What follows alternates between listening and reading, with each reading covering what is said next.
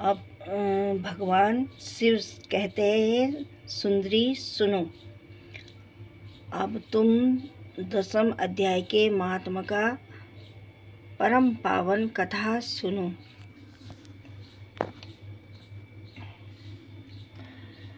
जो स्वर्ग रूपी दुर्गम ज्ञान के लिए सुंदर, शुभम और प्रभाव की चरम सीमा है, काशीपुरी में धीर बुद्धि नाम से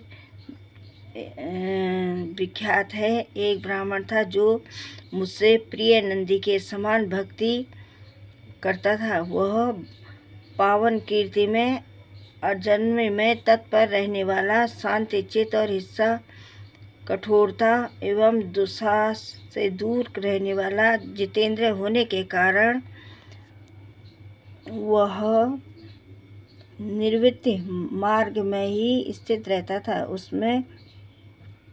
उसने वेद रूपी समुद्र पार कर लिया था। वह संपूर्ण शास्त्रों के तात्पर्य का ज्ञात था। उसका चित्त सदा मेरे ध्यान में संकल्प रहता था। वह मन को अंतर्मा लगाकर सदा आत्मा का साक्षात्कार किया करता था। अब चलते लगा। मैं प्रेम बस उसके पीछे दौड़ दौड़कर उसे हाथ का सहारा देता रहा।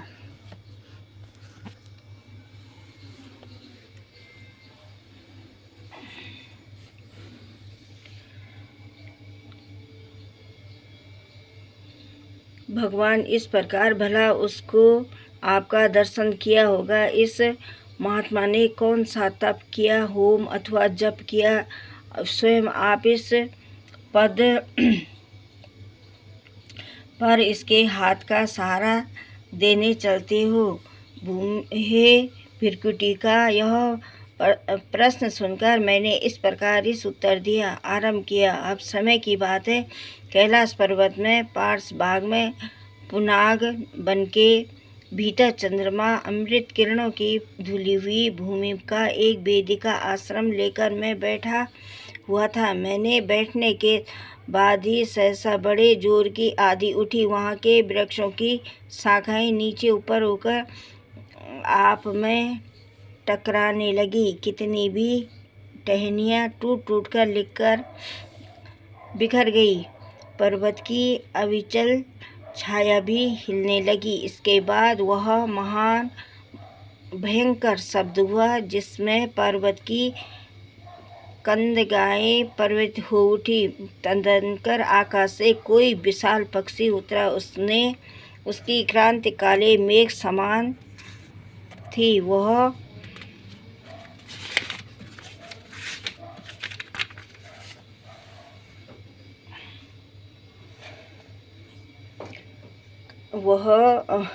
काजल की राशि अंधकार के समूह अथवा पंख कटे हुए काले पर्वत सा जान पड़ता था।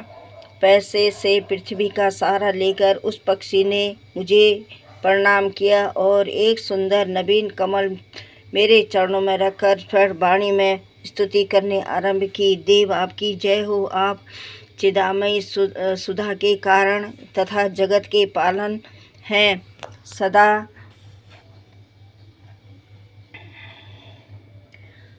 सदा भाव से युक्त यह अनासक्ति लहरों में उल्लसित आपको भय का नहीं, भाव का नहीं, अंत नहीं, अजय हो, अदित हो, परिपूर्ण बुद्धि द्वारा आप से फलों में रहित हो। आप जितेंद्र भक्तों अधीन रहते हो तथा ध्यान में आपको स्वरूप का साक्षात्कार होता है। आप अविद्यमय हो, अमाद्य, रहित, निरुक्त, निराकार, निरामय, असीम, शून्य, अपरहित और निर्गुण है। आपके चरण कमल का शरणागत भक्तों की रक्षा करने में प्रवीण है। अपने भयंकर ललाट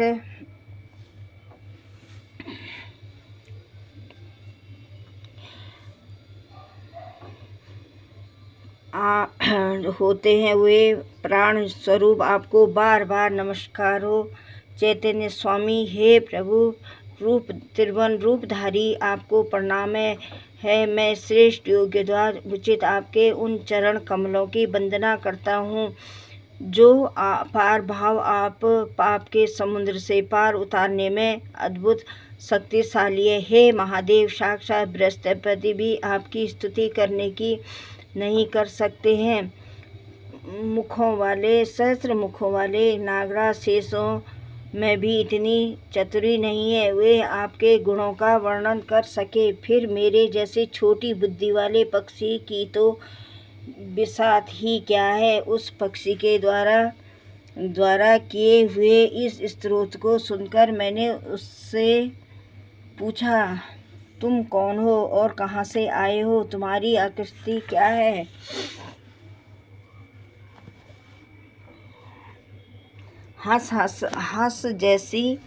हंस जैसी मगर रंग कौवे जैसी मिला है। तुम किस प्रयोजन को लेकर यहाँ हो उसे बताओ। देवेर, मुझे ब्रह्मा जी का हंस जानिए।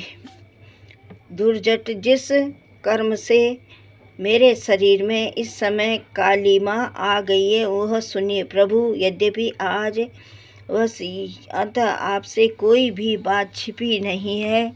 यदि आप पूछते हैं तो बतलाता हूँ।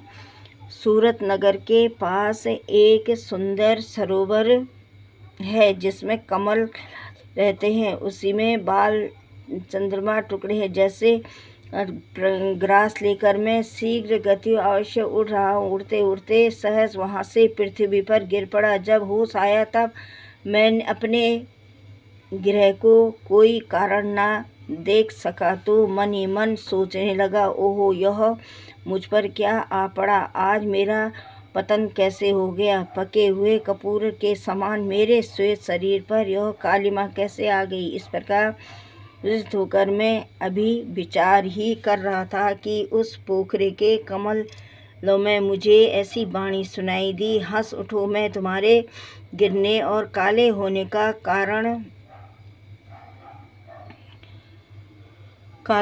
कारण बताती हूँ। तब मैं उठकर सरोवर के बीच में गया और वहाँ 5 कमलों युक्त एक सुंदर कमलनी को देखा। वहाँ प्रणाम करके मैंने की और अपने पतन का सारा कारण पूछा।